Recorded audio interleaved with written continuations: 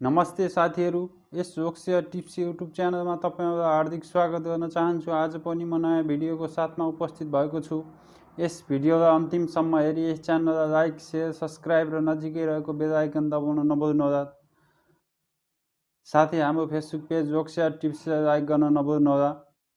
आज म विभिन्न तहमा सोधिने अफिसर, नायब सुब्बा, खरिदार र प्रदेश लोक सेवा आयोगमा प्रथम पत्रमा सोधिने, साथै विभिन्न संस्थानहरूमा, बैंकहरूमा सोधिने लेभल 2 का महत्त्वपूर्ण प्रश्नहरू ल्याएको छु साथीहरू। यस भिडियोलाई चाहिँ अन्तिमसम्म हेरेर साथ दिनुहोला साथीहरू। अब प्रश्नतिर लागौँ साथीहरू। यहाँ भनेको छ साथीहरू, एकमा नदी र महादेशबीच जोडा मिलान कुन चाहिँ ठीक छ भनेको छ। एकातिर नदी दिएको छ साथी, एकातिर चाहिँ महादेश दिएको छ। यसै जोडा मिलाउनु पर्ने हुन्छ साथीहरू। परीक्षामा नि सेम किसिमबाटै दिएको हुन्छ साथीहरू। त्यसकारण लेभल 2 को प्रश्न मिलाउनको लागि कम्तीमा धेरैमा 3 वटा थोरैमा 2 वटा चाहिँ अनिवार्य रूपमा जानेको हुनुपर्छ साथीहरू, नत्र चाहिँ लेभल 2 को क्वेशन मिल्दैन। लेभल 2 मा साथीहरू जस्तो जोडा मिलाउने भयो, ठिक बेठिक छुट्याउने भनेको हुन्छ, जस्तो सुकै पनि दिन सक्छ साथीहरू। त्यसकारणले लेभल 2 को चाहिँ अनिवार्य रूपमा जानेको हुनुपर्छ साथीहरू। लेभल फर्स्टमा चाहिँ 4 वटा अप्सन दिएको हुन्छ, एउटा नि क्वेशन हुन्छ भने लेभल 2 मा 3, 4 वटा जे पनि हुनसक्छ साथीहरू। जोडा मिलाउने पनि हुनसक्छ, ठिक बेठिक छुट्याउनुस् भनेको पनि हुनसक्छ, यो मध्ये कुन ठिक छ भनेको पनि हुनसक्छ, यो मध्ये कुन ठिक छैन वा कुन मिलेको छैन, जे पनि सोध्या हुन्छ साथीहरू। त्यसकारणले विस्तृत रूपमा अध्ययन गर्नु जरुरी छ साथीहरू। त्यसकारणले लेभल 2 को लागि चाहिँ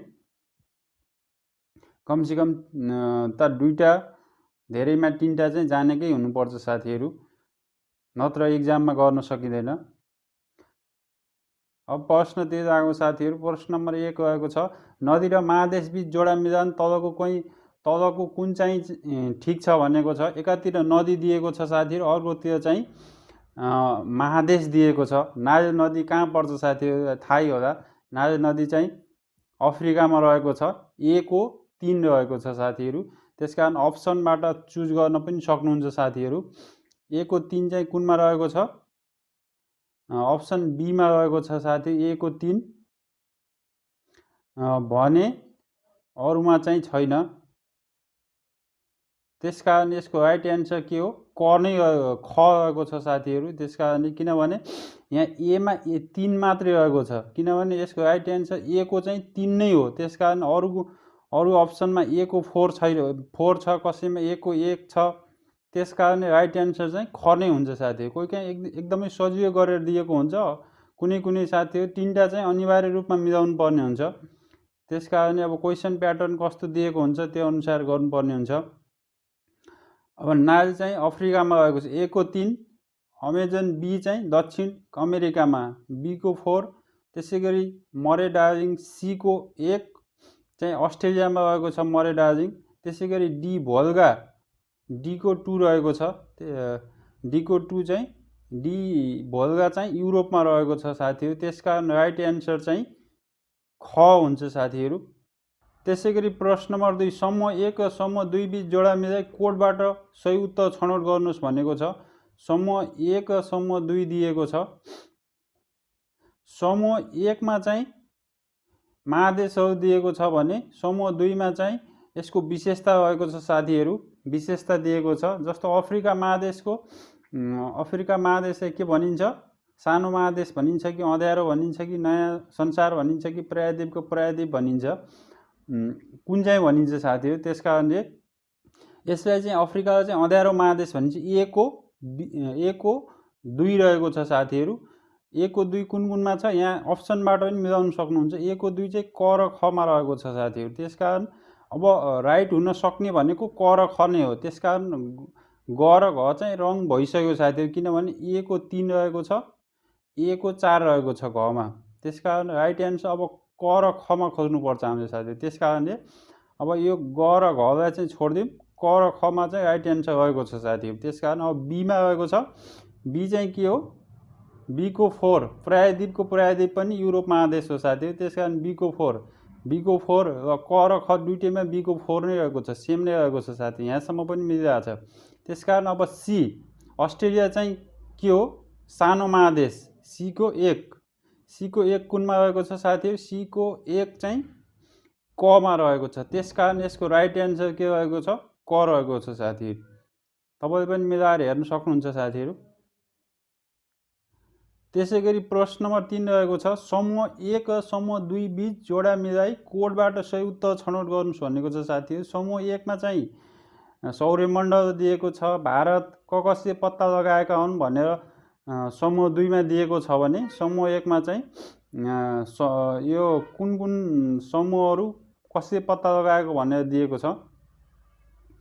ए मा सौर्यमण्डल रहेको छ, सौर्यमण्डल कसले पत्ता लगाएका हुन्, सौर्यमण्डल निकोलस कोपर्निकस पोल्यान्डका थिए, उनले पत्ता लगाएको हुन् साथी। अब अप्सनतिर लागौँ। यहाँ अप्सनमा रहेको छ क को 1 को 2 रहेको छ, ख मा पनि 1 को 2 रहेको छ, ग मा पनि 1 को 2 रहेको छ, त्यसकारणले यिनी तीनटा मध्ये राइट एन्सर चाहिँ क ख ग मध्ये एउटा हो साथीहरू। त्यसकारणले घ चाहिँ रङ भइसक्यो, किनभने ए को 4 छ, ए को 4 त होइन, त्यसकारण घ को रङ भइसक्यो, यसलाई छोडिदिइहाल्नु साथी। अब क ख र ग मा चाहिँ राइट एन्सर खोज्नुपर्छ हामीले।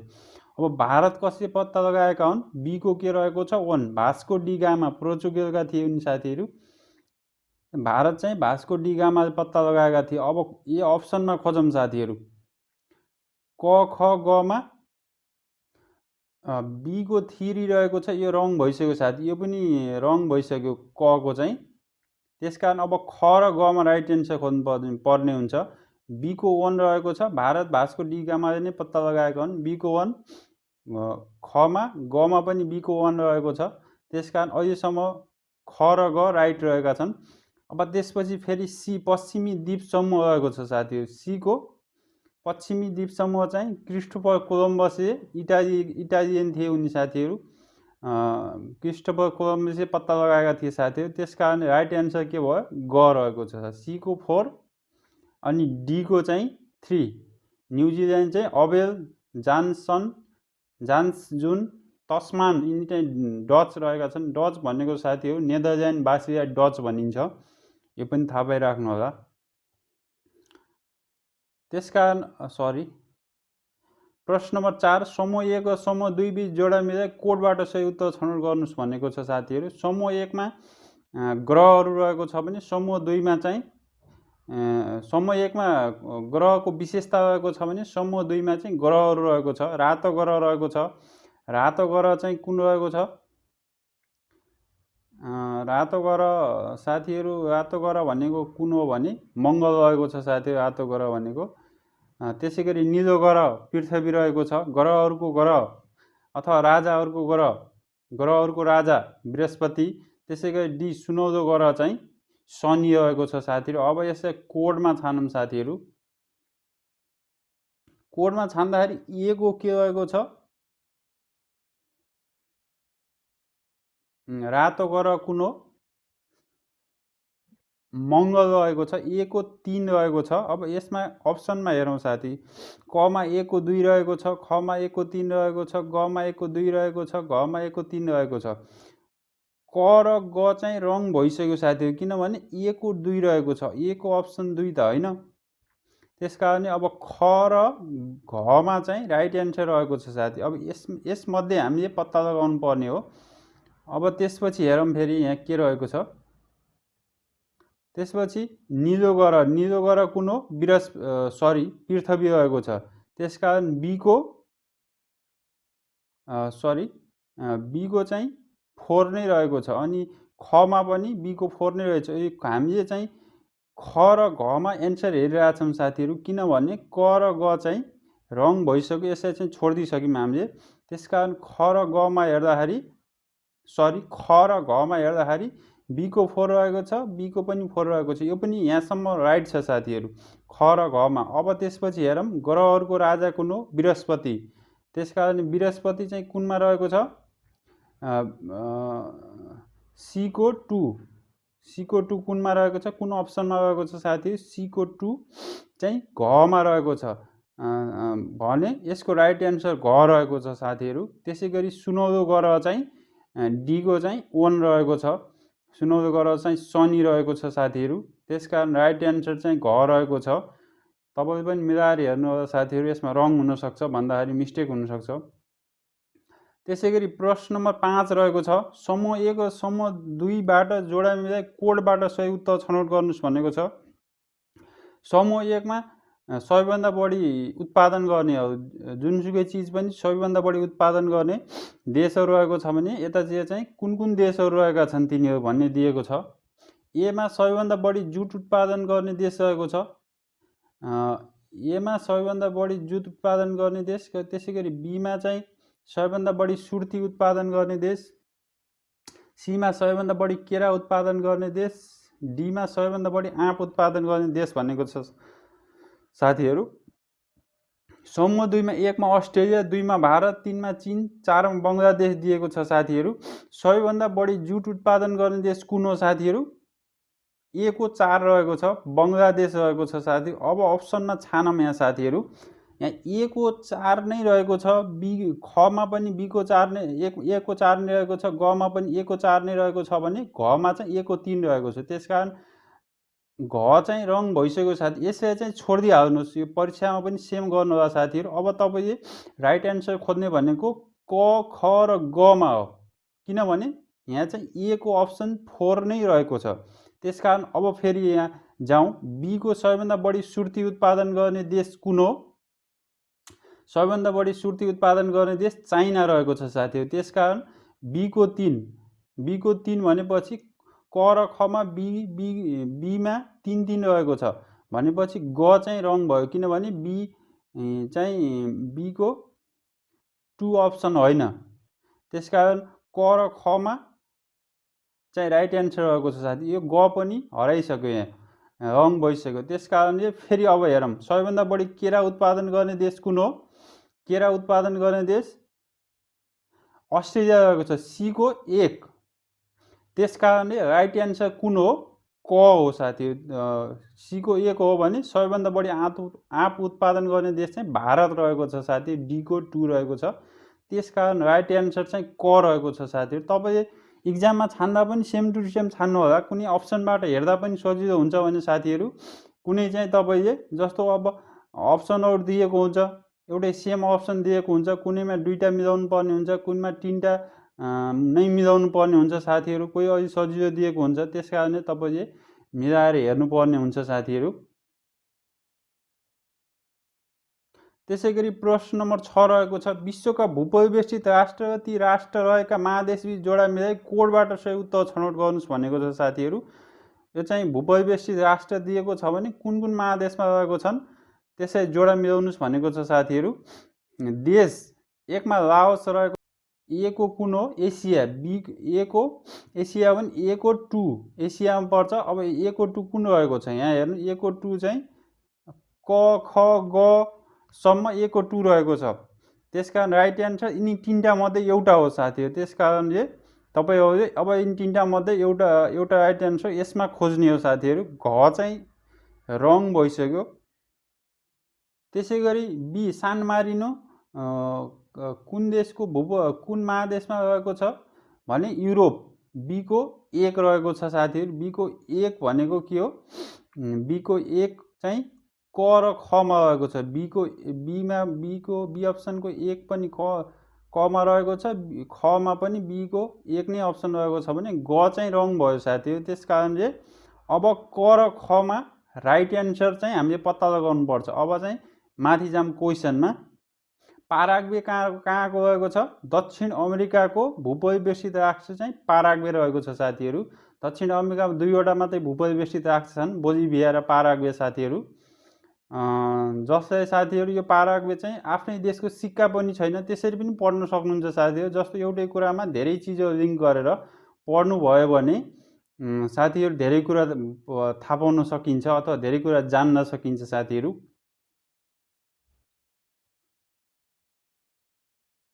अब सी को पाराग्वे कुन महादेशको भूपरिवेष्टित राष्ट्र रहेको छ? पाराग्वे चाहिँ दक्षिण अमेरिकाको। अब यो दक्षिण अमेरिकाको कहाँ रहेको छ? अब कोडमा छानौँ, सीको 4 रहेको छ। सीको 4 कुनमा छ? खमा रहेको छ, ख अप्सनमा। त्यसकारण राइट एन्सर चाहिँ ख रहेको छ साथीहरू। भने डीको 3 रहेको छ। डीको स्वाजिल्यान्ड चाहिँ अफ्रिका महादेशमा रहेको छ साथीहरू। त्यसै गरी प्रश्न नम्बर 7 रहेको छ साथीहरू, समूह 1 र समूह 2 बीच जोडा मिलाइ कोडबाट सही उत्तर छान्नुहोस् भनेको छ। यो चाहिँ साथीहरू पुरानो नाम, समूह 1 मा पुरानो नाम दिएको छ नि, समूह 2 मा चाहिँ नयाँ नाम दिएको छ। जस्तो मेसोपोटामियालाई नयाँ नाम के भन्छ? मेसोपोटामियालाई चाहिँ इराक भन्छ साथीहरू, मेसोपोटामियालाई। अब यसै कोडमा छानियो साथीहरू, यसै चाहिँ कोडमा छान्नुहोस्। ए को कुन हो? 4 रहेको छ। ए को 4 यहाँ हेरौँ साथीहरू। अब कमा पनि ए को 4 छ, खमा पनि ए को 4 छ, गमा पनि ए को 4 छ। त्यसकारण राइट एन्सर चाहिँ यिनी 3टा मध्ये एउटा हो साथीहरू। भने घ चाहिँ रङ भइसक्यो। त्यसै गरी अब पर्सिया चाहिँ कुन हो? पर्सिया चाहिँ इरानको, पर्सिया चाहिँ पुरानो नाम चाहिँ इरानको पुरानो नाम हो पर्सिया। भनेपछि बीको 1 रहेको छ। बीको 1 कहाँ रहेको छ? क र गमा रहेको छ साथी। बीको 1 चाहिँ क र गमा। त्यसकारण ख रङ भइसक्यो साथी। अब क र गमा चाहिँ हामीले राइट एन्सर पत्ता लगाउनु पर्छ साथीहरू। अब सीमा जाम। सिलोन भनेको के हो? कसको पुरानो नाम हो? श्रीलङ्का। त्यसकारणले सीको 2 रहेको छ। भनेपछि राइट एन्सर कुन भयो साथीहरू? ग भयो। त्यसै गरी निप्पन चाहिँ जापानको पुरानो नाम रहेको छ साथीहरू। त्यसै गरी प्रश्न नम्बर 8 रहेको छ साथीहरू। आजलाई चाहिँ अन्तिम प्रश्न, समूह 1 र समूह 2 बीच जोडा मिलाइ कोडबाट सही उत्तर छान्नुहोस् भनेको छ। समूह 1 मा चाहिँ जस्तो सीमा रेखा रहेको छ, मेन रे हम लाइन रहेको छ, 49 प्यारालल रहेको छ साथीहरू। त्यसै गरी 38 प्यारालल रहेको छ, मेकमोहन लाइन रहेको छ साथीहरू।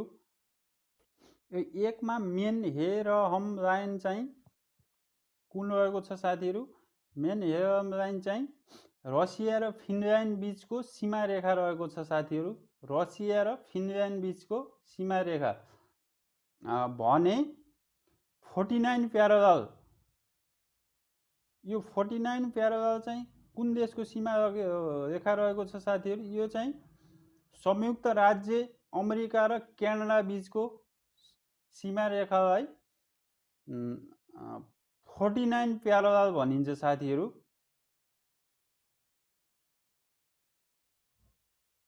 त्यसै गरी 38 प्यारालल, 38 प्यारालल चाहिँ साथीहरू उत्तर कोरिया र दक्षिण कोरिया बीचको सीमा रेखालाई भनिन्छ साथीहरू 38 प्यारालल। सीको 2 भयो। त्यसै गरी मेकमोहन लाइन चाहिँ साथीहरू भारत र चाइना बीचको सीमा रेखालाई मेकमोहन लाइन भनिन्छ साथीहरू। अब यसै चाहिँ कोडमा छानौँ साथीहरू। कोडमा छान्दाखेरि कुन राइट हुन्छ हेरौँ त। अब ए को चाहिँ 4 रहेको छ साथीहरू। ए को 4 हो भनेपछि कुन कुनमा ए को 4 रहेको छ? क र ख मात्रै। त्यसकारण ग र घ चाहिँ रङ भइसक्यो साथी। यसलाई चाहिँ छोडिदिइहाल्नुपर्छ सुरुमै। त्यसपछि बीको 3, बीको 3 49 प्यारालल चाहिँ संयुक्त राज्य अमेरिका र क्यानाडा बीचको सीमा रेखालाई 49 प्यारालल भनिन्छ। भने बीको पनि 3 नै रहेको छ क र खमा। त्यसै गरी सीको छानौँ। 38 प्यारालल कुन रहेको छ? 38 प्यारालल भनेको उत्तर कोरिया र दक्षिण कोरियाको सीमा रेखा 38 प्यारालल भनिन्छ साथीहरू। त्यसकारण कमा चाहिँ सीको 2 रहेको छ। त्यसकारण राइट एन्सर चाहिँ क नै रहेको छ साथीहरू। भने डीको चाहिँ मेकमोहन लाइन चाहिँ भारत र चीन बीचको सीमा रेखालाई चाहिँ मेकमोहन लाइन भनिन्छ साथीहरू। यो चाहिँ ब्रिटिस इन्डिया हुँदाखेरि साथीहरू त्यति बेला चाहिँ छुट्टाएको थिए साथीहरू, यो मेकमोहन भन्ने व्यक्ति। त्यसकारणले यो मेकमोहन लाइन भन्ने चाहिँ भारत र चीन बीचको सीमा रेखा रहेको छ साथीहरू।